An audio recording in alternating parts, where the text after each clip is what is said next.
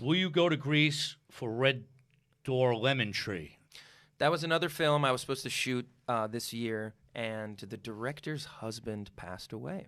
He got quite sick and went quite fast, and it just got bumped to next year. So the hope is that it's a very cool film. It's this interesting kind of fantasy, but this story about this very famous actress who kind of, gives it all up because she promises her father on his deathbed that she would rediscover her roots in Greece, and like who she is and where she's from. And she goes on this crazy journey. She meets this like sailor who's never even owned a television in his life. He has no idea who she is. Right. And they have this sort of romancing the stone kind of caper. That's cool. And yeah, it totally works. And we're hoping to shoot it next year. Awesome. Oh my God, on the island of Crete. The lookbook, I mean, the locations. Wow.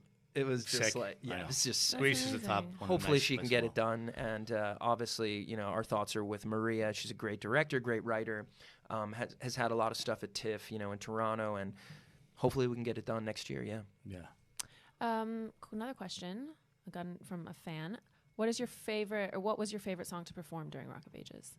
Oh, yeah. Oh, wow. All of them.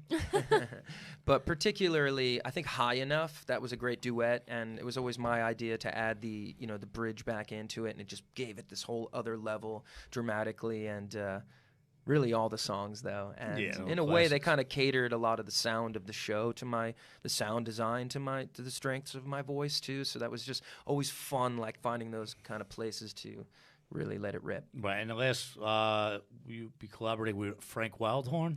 Yeah, Frank is a very famous composer of all these shows, and he's so huge all over the world. And, he takes some shit here critically, but people love his shows. The music is so beautiful. Bonnie and Clyde, The Civil War, obviously Jekyll and Hyde.